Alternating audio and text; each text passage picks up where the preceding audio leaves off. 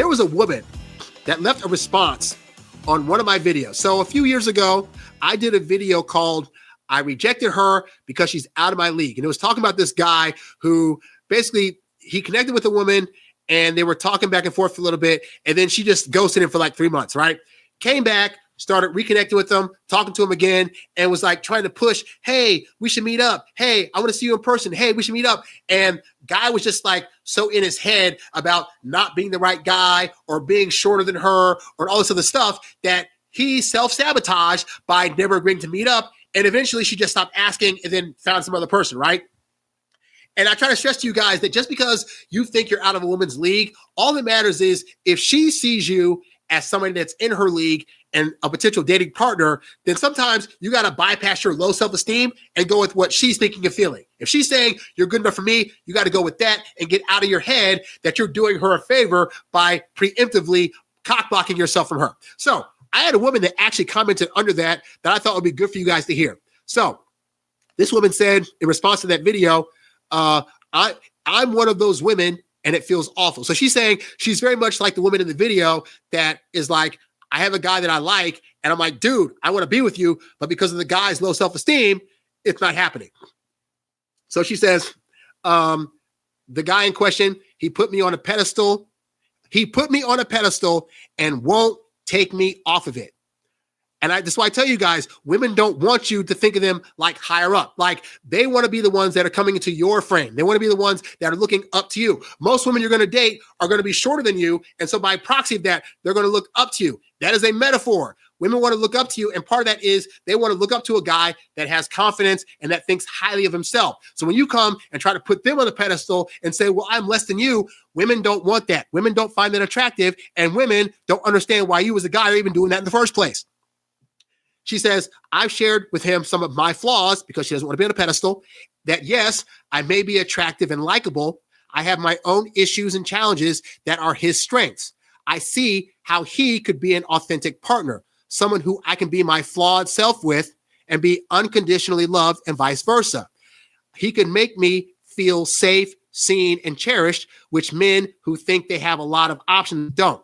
And so here's the thing, right? What she's saying right here is absolutely true. Like, part of the reason women don't want to be put on a pedestal is because they know internally that they have flaws. Whether or not you've been able to see them yet, they know they can be a bit anxious or nervous, or they got that weird mole on the side they haven't shown you yet, or they feel apprehensive about how they look sometimes. And so they know going into it that because they have these flaws, they don't want somebody that's coming in, look at them as if they're perfect, because what if they can't live up to that ideal? They know they're going to end up disappointing you, and that's going to be, to them, a worse fate than death. So yeah, they want you, a guy, to come in and be able to authentically see them as a flawed person that you're still going to love in spite of her flaws. And unfortunately, most guys go into thinking, I got to see her as perfect and she could do no wrong. And that puts a lot of pressure on a woman. And once a woman starts feeling pressure to have to be perfect all the time, you're going to probably lose that woman. So, and then she also says, she said a thing about like men who have a lot of options aren't able to make them feel safe, seen, and cherished. Well, understand, guy, as a guy, you need to always have the thought process that you can get you can get other women and that you have a lot of options, but that the option that you choose also deserves to feel safe, seen, and cherished. So it's not that when I tell you guys you need to feel as though you can get a lot of options, that doesn't mean that you don't, that when you choose an option, you don't treat them as special, because there's going to be levels of you're going to treat them a bit different than other women. It's just, I don't want you to buy into the lie that she's any different than other women. Like, the woman you're with, as great as she is, she can still lie. She can still talk behind your back. She can still have days where she's not going to be her best self and unintentionally say something to hurt your feelings. Like, I want you to have a realistic version of this woman that you're going to see as special, but not so special that she's like a rare unicorn that won't act like other women, if you catch my drift. So anyway, so she says, but he only sees what he wants to see in our potential. He only lets me in to a certain level so we don't get to know each other more. He doesn't want to see the real me because he already believes he does, and this glossy version isn't accurate. I would be totally supportive, helping him with his looks so he feels more confident. Just a little styling and grooming goes a long way. We women just like it when men do self-care, like how they prefer we do the same. Exactly. Women, and this is a lie that a lot of men buy into because we think that women want us to be 100% perfect or have six figures in the bank account and six-figure abs and all sorts of stuff. And the reality is most women I have found just want a guy that's able to see them in a real way and approach them in a real way and care about them and show that they not see them as equals, but that they deserve equal treatment, And so many guys think if I'm not this, these are the guys that are like, if I'm not 100% perfect, if my life's not 100% there the way it needs to be, if I don't have the job that's 100% making the money, then blah, blah, then I'm not worth dating and I have no value.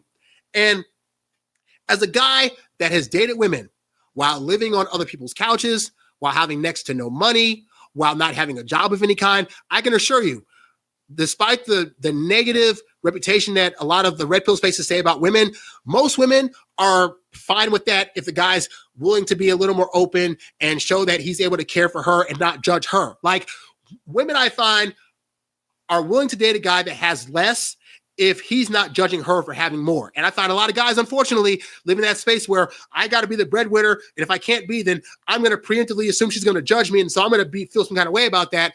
I just found that not to be true. And that's maybe my experience.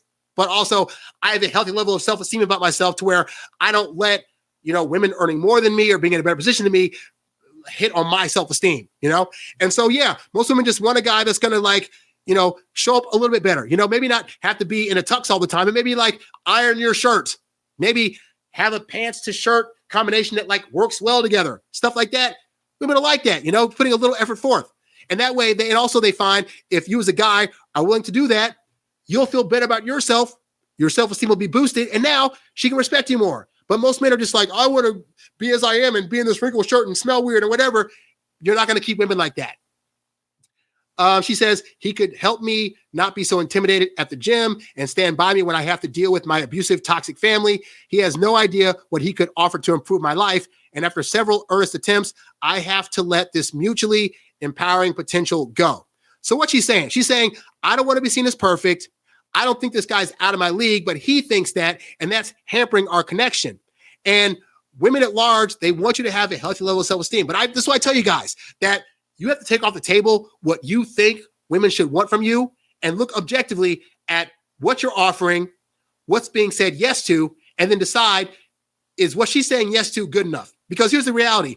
If you're a guy that like you're a blue collar guy, you're making $50,000 a year, women will date you. But if your mindset is, I'm not good enough where I'm at for women to date me, then you're going to preemptively get rid of women that actually want to be with you because you have a good personality, because they like the fact that you have hours to spend with them. The friend I talked about earlier in the show, she was saying that she dated guys that had that 9 to 5 and make six figures, but they never have time for her. They're not emotionally available. They're not willing to give her what she really needs in a relationship. And so even though the freelance guy she's dating is just kind of like, he's not earning the money she wishes that he would earn, he's able to do all these other things to where she feels like this is one of the better relationships she's had, right? So you got to take your judgment on the table of what you think women should want and say, this woman's telling me that how I am right now is totally cool.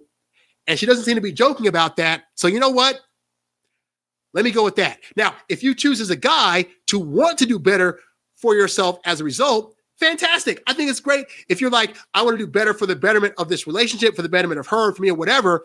But also don't ignore her what she's saying, but how you are right now is totally fine.